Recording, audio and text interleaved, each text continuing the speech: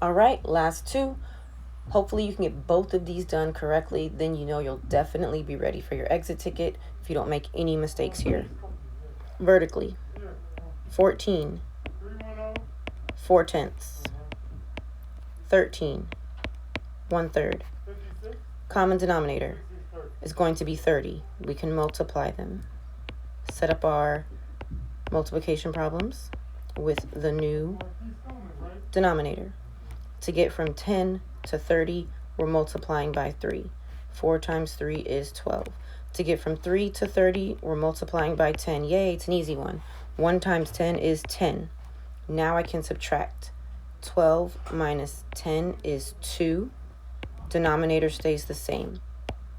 Next step, subtract your whole numbers. 14 minus 13 is 1. You can definitely leave it like this. You will get full credit. 1 space 2 dash 30. Or you may have noticed these are both even, which means I can divide them both by 2 to get 1/15. If you know how to do this now, it's just going to make it easier for you when we have to do it. So try to practice reducing when you can. Last problem. Let me switch colors to blue.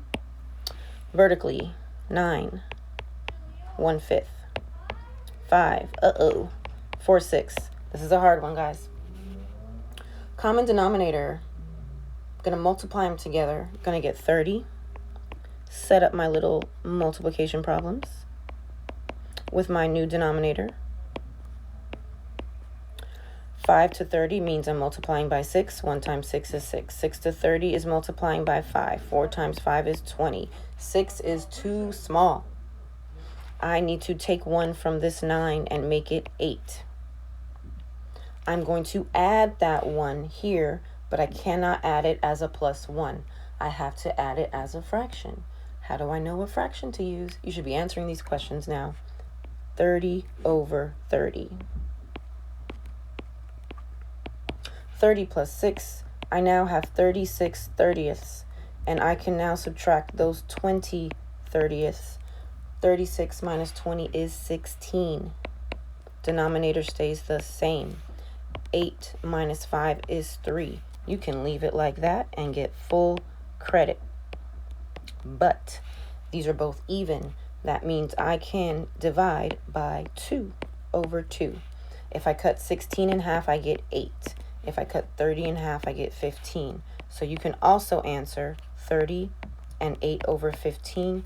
Both of these will get you full credit on your exit ticket. You will notice that there's an exit ticket and a redo.